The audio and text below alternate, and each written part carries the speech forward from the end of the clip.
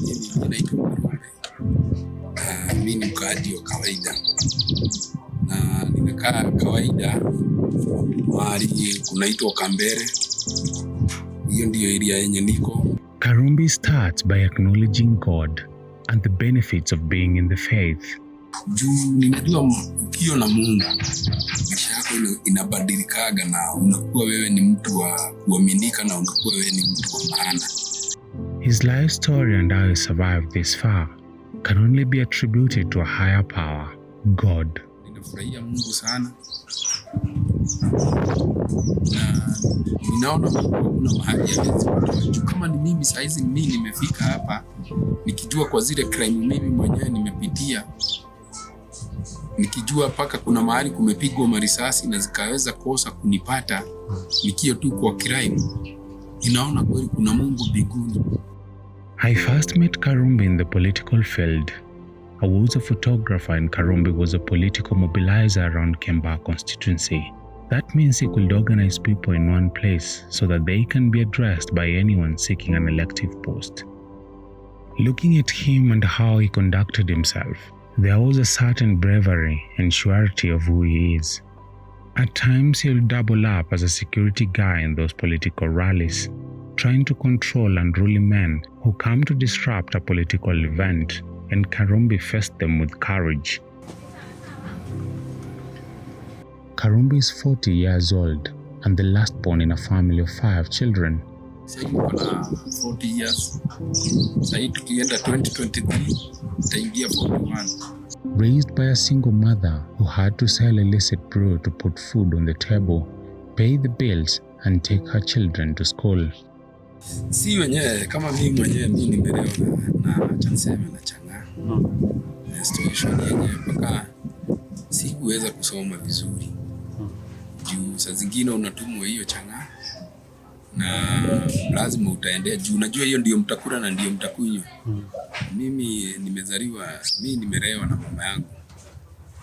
Mimi ni mtoto wa single mother. Karumbi's mother had to toil to take care of her family. She would leave the illicit brew business in the hands of her children and go to another side hustle of selling vegetables, washing clothes for other people, and many more to raise more cash. Even though she tried, they did not go to school up to the level she would have wanted. However, she managed to buy land to secure her family's future. Saa zingine unakuta juu ya kuwa na mashughuli hapa pale, hali ya ile changa tu bado unajaribu kuuza, unakuta ile paka pesa ya changa haiwezi tosha hawa watoto kuwalisha, kuwasomesha. Sasa unakuta kuna siku umewachia hiyo changa, unakuta mama yako saa zingine wameenda kwa zile mashamba, wanasikia kama sasa kama hapa tuko saa zile ya kuwa kumegawio kwa mzungu. Unakuta anakuja kutafuta zile zinaitwa managu, unakuta akitafuta hapa na bado wanapeleka pale Ngara. Akipeleka Ngara, barabara 5 ilikuwaga inaitwa barabara 5, wanatandika bado kwa barabara. Unakuta mama yako auzi changati ya juu ya kupenda kuuza changa. Ile kujaribu kutafutia watoto wake. Kama anaweza waacha changa, aende auze sukuma, bado ile unakuta bado anajaribu kuhustle, anaweza itie nguo aende afue nguo, aoshe nyumba, aoshe vyombo na bado unakuta mwingine anaenda hana pesa hivyo, lakini anampatia chakula apelekee watoto wake. Watoto wake. Tukio tu harakati tu ya hapa na pale, kwa kuwa kuna mahali kunaitwa kawaida, kwa kuwa kuna mashamba imegawio, lakini wenye waliweza kutoa pesa wakakata hizo kadi zilikuwa zinaambiwa, waliweza kubahatika na wakafanya hiyo ballot na wakapata kila mtu plot yake. Sisi na hiyo nafasi ya tukua kwa hiyo situation ya tukuweza kuwa na hizo pesa, na kwa kuta Mungu naye ni wa maajabu. Na kweli ukiwa unamuogopa Mungu, unafanya kuna biashara unafanya ikiwa iligo, lakini unajua kuna Mungu mbinguni. Unamuomba sana, unalilia nchi yenu. Mungu akaweza kuwa sasa pale kugawio na matitle deed kuanza kutolewa. Certificate sasa vile zilitolewa, kwa kuwa kuna mzee ako na shida ya pesa kiasi fulani yenye sitaweza kutaja, na akatukabahatika kwa kuwa zile sasa mama amelea watoto wengine, kila mtu sasa ameanza kuwa naenda kuhustle.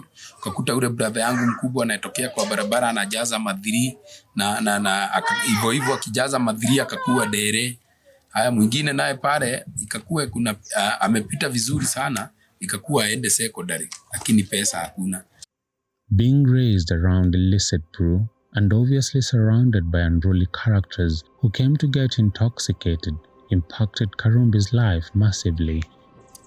Unakuta mahali umezaliwa, unakuta kunauzwa mudi, bangi, chang'aa, na bado maisha inaendelea na unalewa na unafika, lakini bado tu ukio kwa ile situation unakutana na watu wengi tofauti sana.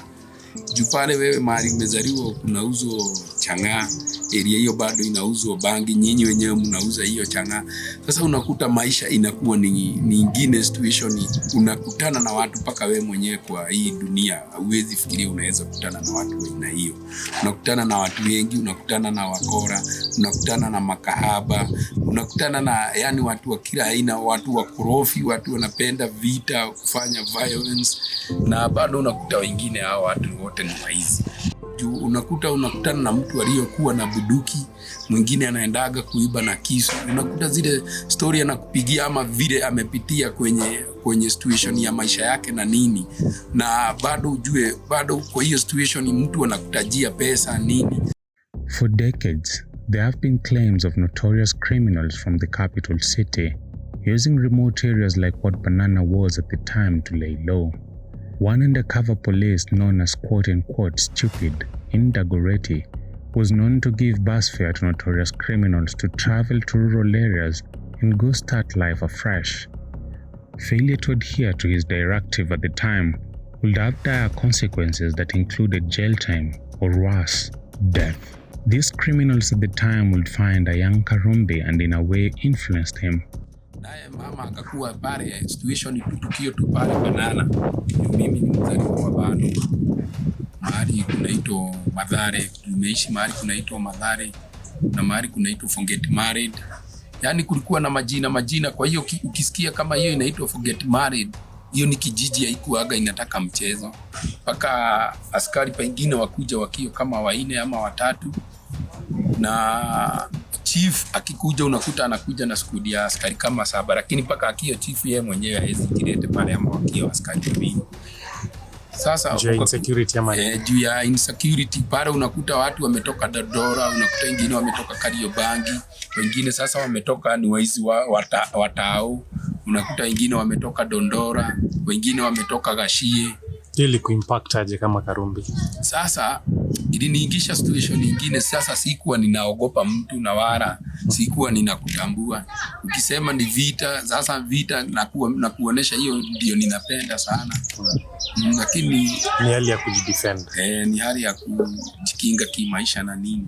He started staying on his own at the age of 16 years in the capital city of Nairobi, a concrete jungle that can be unfair at times. The dynamics of having to survive on his own led Karumbi to be a dedicated criminal. Nikiwa na 16 years, 17 years, unakuta sasa tena umepanda bei. Juu bado mpaka nikiwa na 10 years, nilikuwa ninajua mtu anaweza enda tao. Haya uende Murango, ununue bie, hiyo sasa tunaita gam. Unakuta umenunua ya ki50 ama ya ki30 na bado unajiwekea juu. Sasa kuna pale Murango tulikuwaga tunaita mahali kwa Kanyanye. Tulikuwa tunaenda kununua bia hapo. Ni sasa yule shushu alikuwa anajulikana anauza gam. Sasa ujue sasa nimeingia situation nyingine. Hiyo kutoka na years mpaka kutoka 10. Unakuta umeanza kuingia situation nyingine tao. Sasa mpaka kuenda chuo unakuta madha yako anajua umeenda chuo lakini wewe hujaenda chuo. Wewe umeenda tao, ukaenda ukatoa uniform, ukavaa trouser nyingine, ukajipaka weru.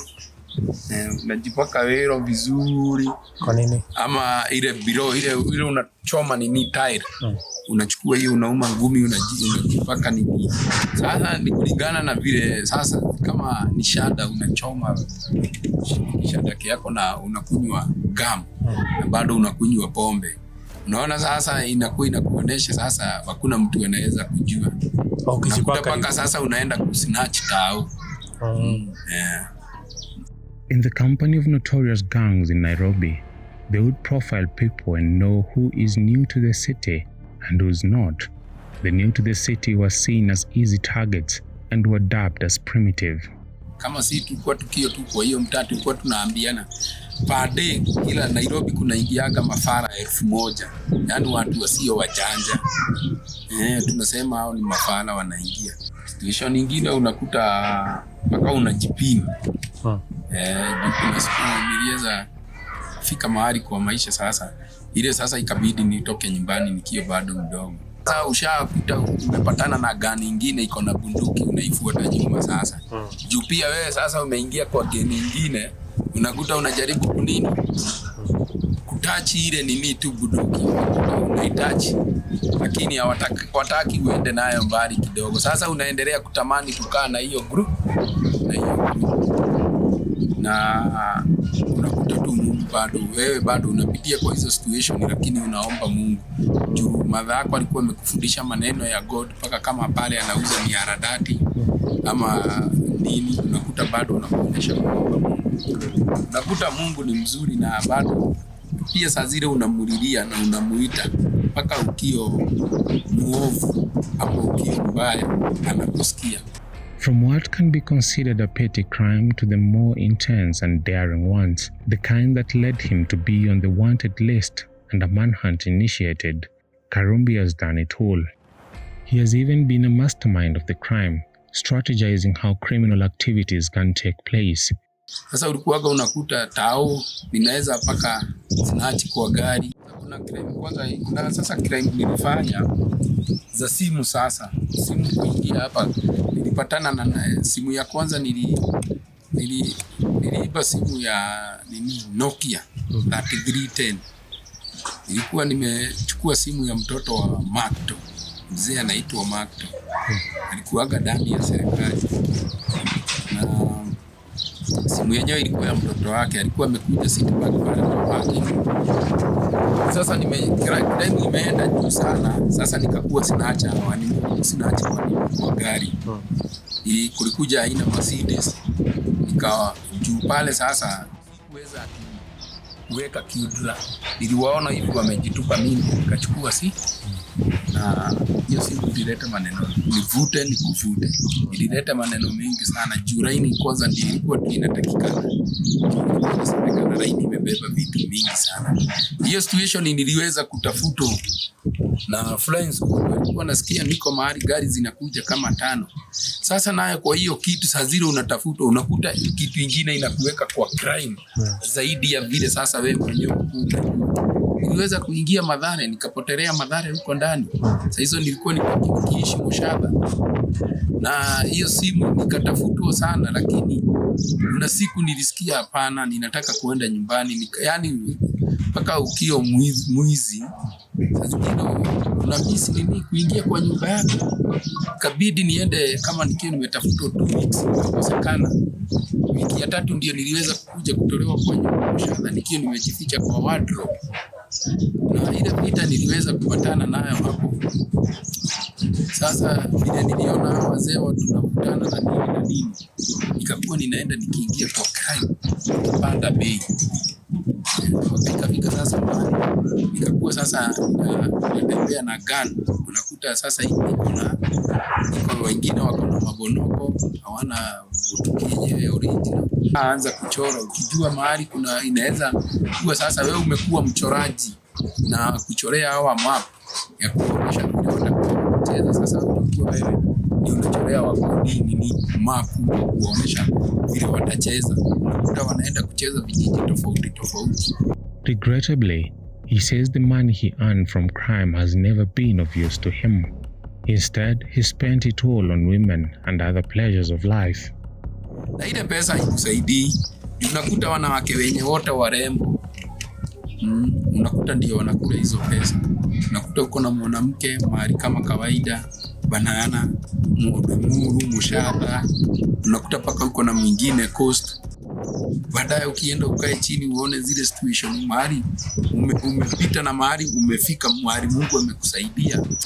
Unaona heri kugeuka tu, ugeukie tu Mungu, naye Mungu akugeukie uweze kupelekana na safari. Lakini nitasema niko na watoto zaidi ya 5 na kuendelea juu, wenye uwezi hesabu watoto kwa ile crime. Sasa kama huyu bibi tuko naye, kuna watoto 3, kuna yeye na watoto 3, na hapo situation na hapo niko na watoto zaidi ya 4. Ndio nimesema tutahesabu watoto. Na ukiwa kwa crime na ukiwa kwa ile situation, lazima ukifanya kitu na ya kuwa inaogopesha na una serikali inakufuata, ni lazima ukute uko na boma mingi, na sio mtu ile mwenyewe kutaka. At one point, he worked as an undercover agent for married couples who want to establish if their better half is involved in infidelity. Ile kitu nishawahi fanya kazi ya kuchunguza bibi za wenyewe. Nakuta bwana aamini bibi, naye bibi aamini bwana. Unakuta nimefanya hiyo kazi na ni kweli, unakuta situation mahali imefika, nimeshika bibi ya wenyewe akio na mtu hivi life. Karumbi now is a dedicated property owner in Kawaida, Kambele region. He has leased land and built shops that are affordable for residents of Kambele interested in business. In his mother's home, he is engaged in dairy farming, and just outside his own home, he has an electronic shop and has set up a hairdressing shop for his wife. If he had completed his education, Karumbi says he would have made a great opposition leader. Mimi ningesoma, mimi ningekuwa nikisumbua saizi, mimi ndio ningekuwa nikisumbua Ruto sana kuliko Raila Omolo Odinga. Ningekuwa nikiwasumbua politics. He attributes his reformed self to his loving wife, who is God-fearing and who pushed him to be a man who earns his bread legally. Tumetoka na yeye mbali, tumesukumana kimaisha. Nilikuwa ninafikiria siwezi toka kuachana kuwa nikivuta kunywa pombe, lakini kwa crime sikuwa ninaona kama ninaweza. Ninamrespect sana my wife, mtu ninapenda sana, ni mtu amenitoa mbali sana, ni mtu anayeogopa